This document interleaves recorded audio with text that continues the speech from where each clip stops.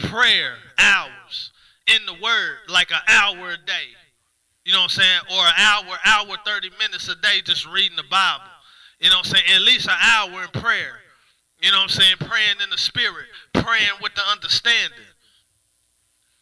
And then, you know, church and looking at sermons and just seeking the word of the Lord, seeking growth. But at the same time, going through all types of warfare. You know what I'm saying? And then see what was crazy, right before I got in trouble at college, God gave me a word. Only a few people know. But I spoke this word called when God lifts his grace. And God had lifted the grace when I gave that word. And about 2 weeks later, I got in trouble and basically had like an emotional breakdown. Well, not really that. Like it was just like extreme paranoia. And I didn't care if they put me in the mental home. I didn't care what they did with me as long as I got out of that college. See, I didn't know about the false church back then. My discernment wasn't as sharp as it is now to tell the motive. See, I didn't know about how the charismatic movement had been infiltrated by the Illuminati and all that, and then see a lot of the charismatic movement. That wasn't about serving God in sincerity. That was just about imitating tongues. And a big part of the church, it wasn't about actually being filled with the Holy Ghost and living holy and living for God. It was just about imitating tongues. So then came a generation of people. A generation of people came within the church that only cared about the tongues but didn't care about actually living holy. And then that's why you got them people, and a lot of times in the charismatic churches, they don't even teach the real baptism of the Holy Ghost. They just have people stand around you, start praying in their tongues, and then they tell you to repeat after them. And boom, now you got your prayer language. But the real baptism of the Holy Ghost, it's a tangible experience.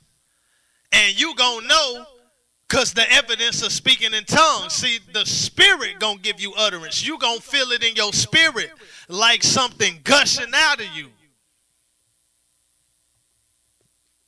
You know? And not only that, you gonna be delivered from some stuff. See, when I got filled with the Holy Ghost, that's really when I got delivered from the smoking and the drinking and the perversion, the pornography. That's when I really got delivered. See, I smoked a cigarette right after I got filled with the Holy Ghost, but I just did that out of habit because I really didn't even know about it. I had heard somebody talk about it, and I was questioning God because I was already saved. I was already trying to serve God, but it was a whole bunch of back and forth with, trying to quit smoking weed and quit selling dope, and I quit for a few days and then go back to it because, see, I didn't have that power. But see, when I got filled with the Holy Ghost, I had smoked a cigarette right after. Then I thought I lost the Holy Ghost and all this kind of stuff. But then, you know what I'm saying, when I had set my mind to stop smoking again, I remember thinking the next day I'm going to have all them cravings, because that's what happened to me. You know what I'm saying? I stopped smoking, you know what I'm saying, go for a while. You know what I'm saying? Stop smoking weed and all that. But then, like, a few days later, I started having them cravings again. So then I remember, you know what I'm saying, after this experience, I really didn't know what it was, you know what I'm saying? Because even when I heard about the Holy Ghost, the baptism of the Holy Ghost, I was saying I already got the Spirit, you know what I'm saying? But I guess I was humble enough. I was like, well, God, if it is something else, you know what I'm saying, I want it. I wasn't waiting at no altar. Now, ain't nothing wrong with that, you know what I'm saying? Because when you in a real church, and some real saints, some real Christians, you know what I'm saying, when they with you, You know what I'm saying? And they seeking God for you to get baptized in the Holy Ghost, you know what I'm saying? That's a beautiful thing, you know what I'm saying? But I didn't have enough understanding about it to really be at no church at the altar, you know what I'm saying, telling somebody I want to be filled with the Holy Ghost. Because when I first heard the word, I was like, I didn't really receive the word about the baptism of the Holy Ghost. But all you got to do is read Acts chapter 8. Because it said them people in Samaria, when Philip preached the word, it said they believed. So that's when they got saved. You know, they believed and got saved. And they received Jesus. And then they sent back to Jerusalem. And then the apostles came so they could lay hands on them. And then they got filled with the Holy Ghost. So that's how you know it's two different things. Being saved, receiving Jesus, committing your life to him, that's one thing. That's when the Spirit of God comes in you, saving you, justifying you, making you right in the eyes of Christ.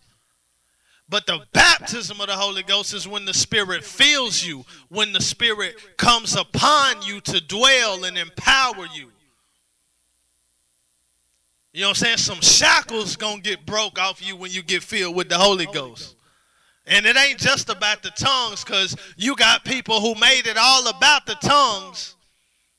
But see, that's just an outward manifestation. You can always fake something that's outward. But do you got it on the inside? Because you're going to be set free from some things on the inside. You're going to receive some power, receive some boldness, receive some more love on the inside that's flowing out, because it's overflow. It's being filled with the Holy Ghost. You know?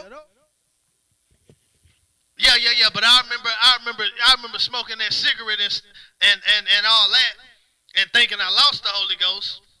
But then when I decided to quit smoking again, which was probably that same day, I remember thinking the next day how I'm going to have them cravings and stuff again, but they didn't come.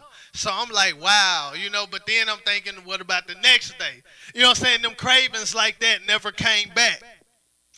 And then when I backslid and started back smoking and stuff, I did all that because I chose to, but I was never just addicted. Like I gotta, you know what I'm saying? I never had them same cravings. I did all that by choice. You know what I'm saying? I did all that by choice. It was never by craving. All the drinking, you know what I'm saying? It was by choice. It wasn't by craving. And that's why when I decided to quit again, I didn't have to get filled with the Holy Ghost again. I just had to start back spending time with God. I had to start back getting in my word. I had to start back praying in tongues, praying in the Holy Ghost, praying with the understanding. I had to start back spending quality time with the Lord. But I was never plagued with them cravings and them desires, you know what I'm saying, like I was when I first got filled with the Holy Ghost. But after that, it was all mental battle.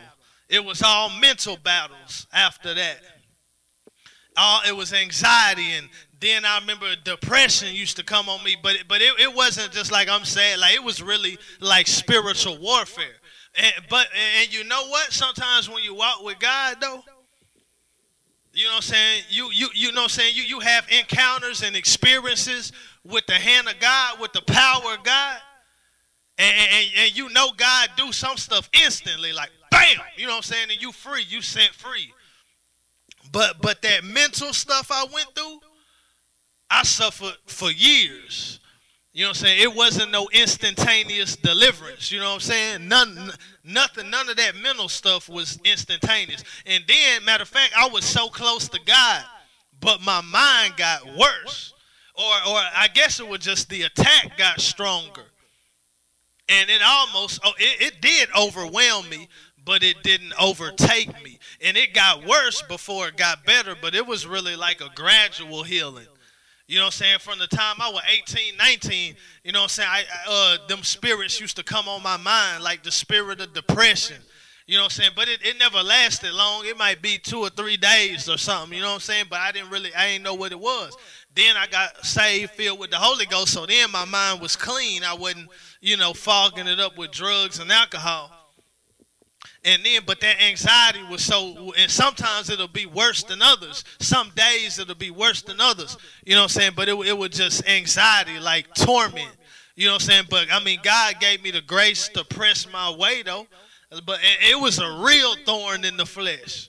You know what I'm saying? Not like some sin habit that I'm talking about, a thorn in the flesh. Like it was something that was out of my control. I really just had to deal with it. You know what I'm saying? But it actually worked out for the good because I developed such an intimacy with God. You know what I'm saying? That's when I learned how to fast. That's how I learned the word the way I know the word. You know what I'm saying? That's how I learned my, I don't want to say prayer game, but I don't know no other way to say it. You know what I'm saying? That's how I learned how to pray like I pray. You know what I'm saying? That's how I got in the word like I do. You know what I'm saying? That's how my intimacy with God was developed. You know what I'm saying? Through them years of anxiety when I just like being in solitude. You know what I'm saying? Like Jesus when he went on that fast, he in the wilderness somewhere. See, I was in my wilderness. You know what I'm saying? And then I was like that for about, I went through that from about time I was about 18, 19, when them spirits used to come against my mind, all the way till I was about, I think when about time I was 26, when you know what I'm saying, I got delivered probably, it probably, after college, at the end of 2008, that was the peak point when I suffered anxiety and extreme paranoia, but I know them folks was working against me because I was in a false church. And that's where the strongest demonic warfare is.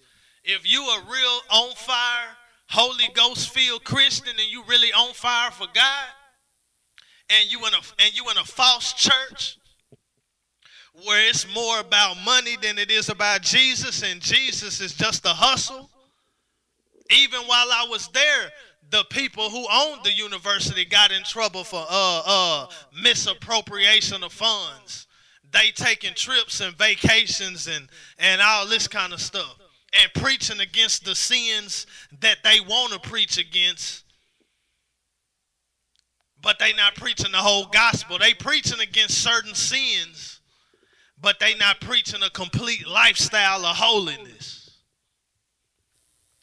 And that same year, their own people exposed them.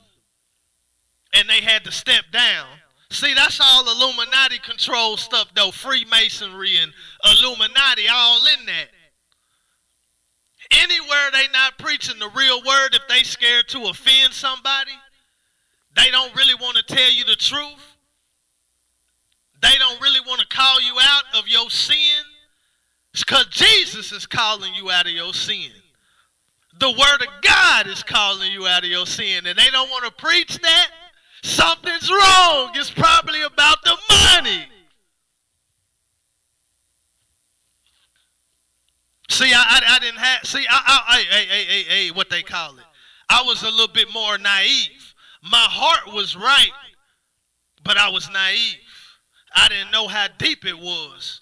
I didn't know how deep this thing is. Hey, the devil is deceptive, and see, they'll preach enough word to where you think they really God's people. They'll preach enough word to make you think they you know what I'm saying, to make you think they really serving God. They'll preach enough word to deceive you. Because it ain't like they not talking about Jesus. It ain't like they ain't quoting scriptures. But see, I'm going to tell you what they do.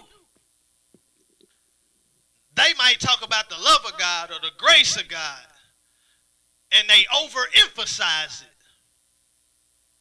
But they never say nothing about the wrath of God and how God hates sin. And how Jesus didn't just come to forgive your sins, but he came to save you from your sin. He came to deliver you from the bondage of sin so you can be a servant of righteousness unto holiness, and no longer yield your members servants to unrighteousness unto iniquity. See, they not preaching the whole gospel. They pull out bits and pieces and emphasize one thing and exclude another thing. They emphasize one thing to the exclusion of something else. They emphasize the grace and the forgiveness of God, but they exclude the call of God to live a holy life. See, Paul said, he has not called us unto uncleanness, but unto